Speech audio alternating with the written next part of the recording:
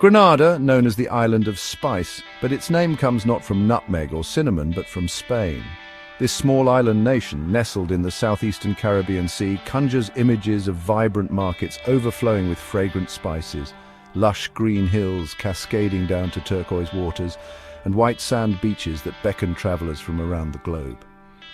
The air itself seems seasoned with the sweet scent of nutmeg and the warm aroma of cinnamon, a constant reminder of why this place earned its famous nickname. It's a land where the rhythm of life is set by the gentle lapping of waves and the lively beats of soca and calypso music, a testament to its rich and resilient culture. Grenada is more than just a beautiful postcard, it's a living, breathing tapestry woven from threads of history, nature and human spirit. Today, Grenada stands as a proud jewel of the Caribbean, celebrated for its natural beauty and its significant contribution to the world's spice rack. The island is one of the largest producers of nutmeg and mace, and these precious commodities are deeply embedded in the local way of life. You can find them in everything, from flavorful stews and refreshing drinks to soothing balms and fragrant soaps. Beyond the spices, Grenada's charm lies in its stunning landscapes. The Grand Anse Beach, with its 2 miles of powdery white sand, is often hailed as one of the world's best. Inland, you can explore dense rainforests, discover hidden waterfalls like Concord and Annandale, and hike through national parks that protect the island's unique biodiversity. The heart of Grenada, however, is its people. Grenadians are known for their warmth, hospitality, and a deep sense of community that makes any visitor feel instantly at home. This vibrant culture is a fusion of African, European, and indigenous influences, expressed through lively festivals like the Spicemas Carnival, which explodes with colour, music, and dance every August. The capital, St. George's, with its horseshoe-shaped harbour and charming pastel-coloured buildings climbing the hillsides, is a picturesque hub of activity. Yet, behind this idyllic present lies a complex and layered history. The very name of the island, Grenada, hints at a story that begins long before the first spice plantation, a story of conquest, survival, and the enduring power of place. This essay will journey back in time to uncover the roots of Grenada's name. We will explore the island as it was before European contact, inhabited by the indigenous Kalinago and Arawak peoples. We will then trace the arrival of the Spanish, who bestowed upon this Caribbean paradise a name borrowed from a famous city in their homeland. We'll follow the island's story as it passed through French and British hands, becoming the Isle of Spice we know today. Finally, we'll reflect on how this Spanish name, a relic of a brief colonial encounter, has become an integral part of Grenada's modern identity, adding a unique layer to its appeal as a destination where history and natural beauty meet. Long before European sails appeared on the horizon, Grenada was home to thriving indigenous communities. The earliest known inhabitants were the Arawak peoples, who are believed to have migrated from the South American mainland. They were skilled farmers and potters, cultivating crops like cassava and corn, and living in settled villages. They called the island Camahogna, a name that beautifully captured its essence, meaning land of the frogs, likely due to the abundance of a particular species of tree frog whose calls filled the night air. Their society was peaceful and well organized, with a deep connection to the natural world that sustained them. They left behind a legacy of pottery and petroglyphs, silent storytellers carved into rocks that offer us a glimpse into their spiritual and daily lives. Around the 13th century, another group arrived on the shores of Camahogna, the Kalinago, also known as the Island Caribs. Migrating up the Lesser Antilles island chain, they were a formidable and resilient people. The Kalinago were expert navigators and warriors, and their society was structured around strong kinship ties and military prowess. They gradually displaced the Arawaks, and by the time Europeans arrived, the Kalinago were the dominant group on the island. Their way of life was intricately tied to the sea. They were master canoe builders and fishermen, navigating the Caribbean waters with an expertise that amazed the first European observers. They lived in small, self-sufficient villages, often built on coastal hills that offered a strategic advantage for defense. The Kalinago fiercely defended their homeland against outsiders. Their reputation as warriors was well known throughout the region, and it was this fierce resistance that initially deterred European settlement on the island. They saw Camarón not as a resource to be exploited, but as a sacred home to be protected. Their culture was rich with oral traditions, spiritual beliefs centered on nature spirits, and a profound understanding of the island's flora and fauna. They used local plants for medicine, food, and crafting tools, demonstrating a sustainable relationship with their environment that stood in stark contrast to the extractive ambitions of the colonizers who would soon arrive. Their legacy endures in the spirit of resilience that characterizes Grenada today. The story of the Kalinago in Grenada is a poignant reminder of the vibrant civilizations that flourished in the Americas before 1492. While their population was tragically decimated by conflict and disease following European contact, their presence is not entirely erased. The spirit of Camarón lives on in place names, in the island's folklore, and in the very bloodlines of some Grenadians. Understanding this pre-colonial history is crucial to appreciating the full depth of Grenada's heritage. It sets the stage for the dramatic changes that were to come, beginning with the arrival of a Spanish explorer who would give the island a new name, one that would echo through the centuries. The first recorded European sighting of Grenada occurred in 1498 during Christopher Columbus's third voyage to the Americas. Sailing past the island, he named it La Concepción in honor of the Feast of the Immaculate Conception. However, this name did not stick. At the time, Columbus was merely charting the territory for the Spanish crown, and his ships did not land on the island, likely due to a combination of difficult coastal terrain and the formidable reputation of the resident Kalinago people. For several years, the island appeared on Spanish maps under various names, including La Concepción, but another name would soon take its place, one given by other Spanish explorers who followed in Columbus's wake. These later Spanish sailors, navigating the sparkling waters of the Lesser Antilles, were struck by the island's appearance. Its lush, mountainous terrain reminded them of a place much closer to home, the region of Andalusia in southern Spain. Specifically, the verdant hills and dramatic peaks brought to mind the landscape surrounding the city of Granada. This Spanish city, which had been the last Moorish stronghold in Spain until its reconquest in 1492, was nestled at the foot of the Sierra Nevada mountains. The visual parallel was so strong that they began referring to the Caribbean island as Grenada, the Spanish spelling for the city. It was a name born of homesickness and a sense of familiarity in a strange new world. The choice of Grenada was not just a matter of visual similarity, it was deeply symbolic for the Spanish.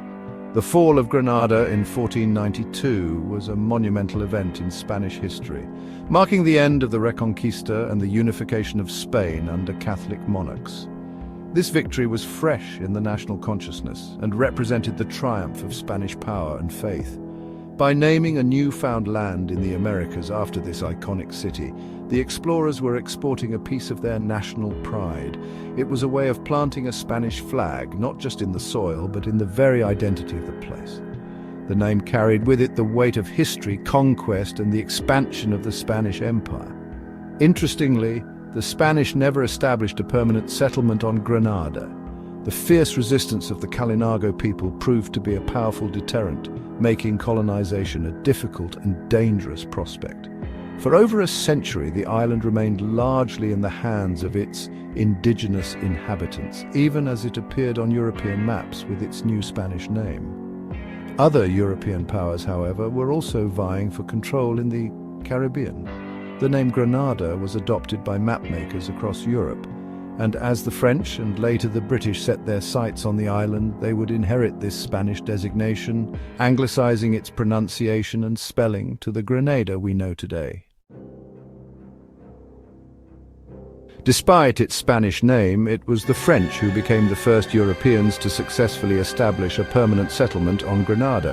In 1649, a French expedition led by Jacques d'Isle du Parquet, the governor of Martinique, arrived on the island. They negotiated a purchase of the land from the Kalinago, a transaction that was fraught with misunderstanding and ultimately led to conflict.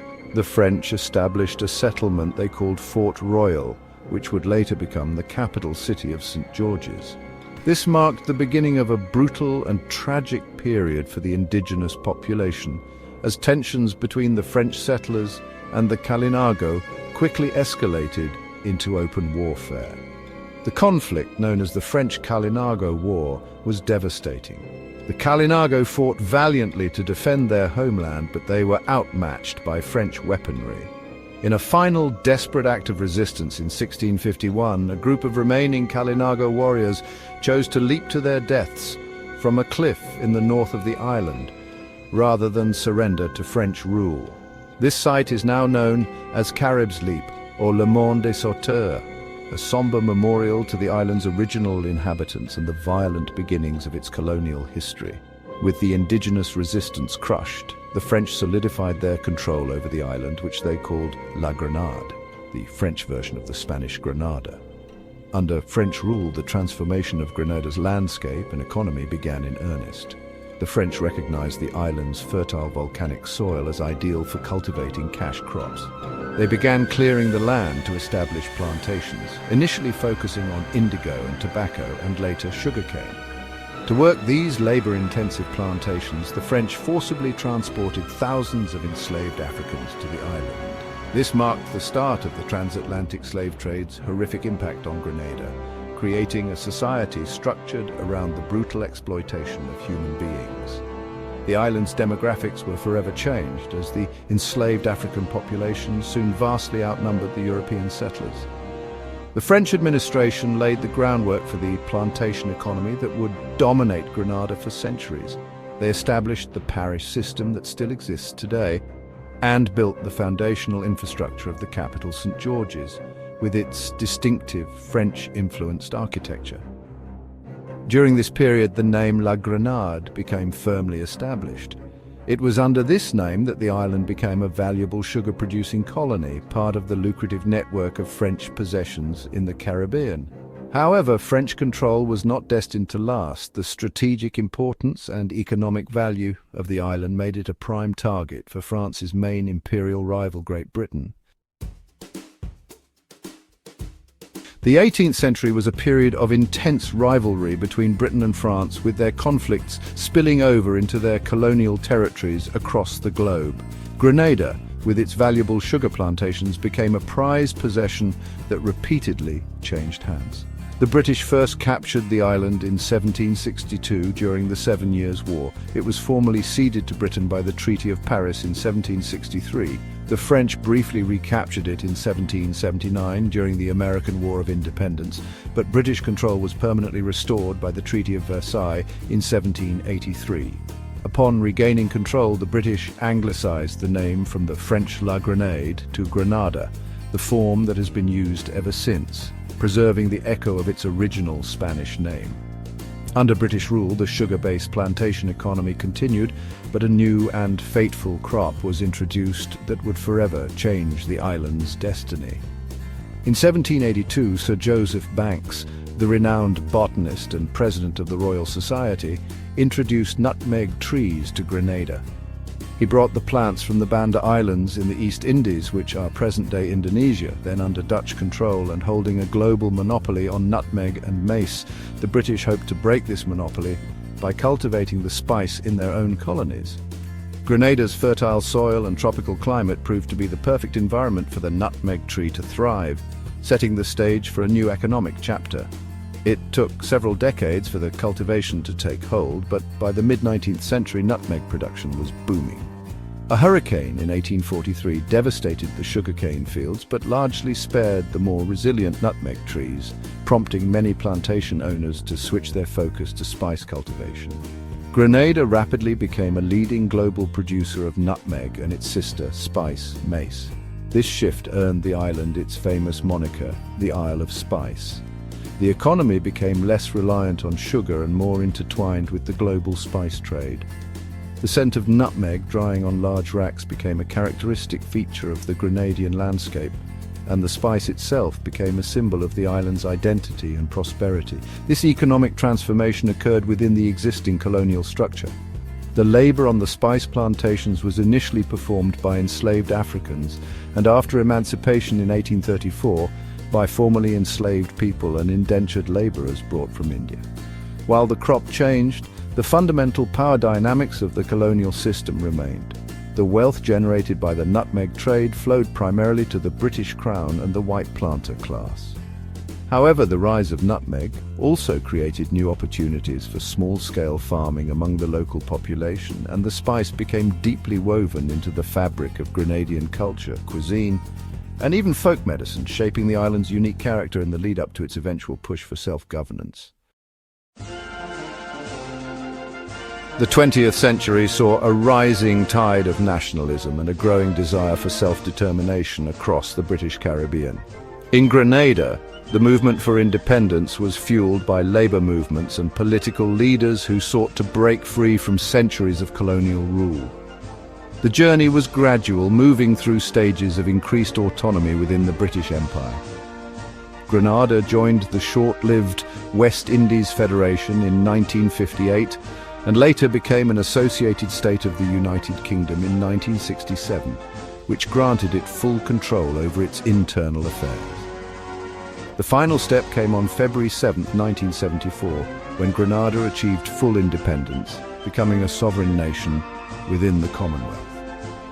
Upon gaining independence, the new nation had to make many decisions about its national symbols, including its flag, its anthem, and its name. While some newly independent countries chose to revert to pre-colonial names or create new ones to shed the legacy of their former rulers, Grenada made a different choice. The nation decided to keep the name Grenada.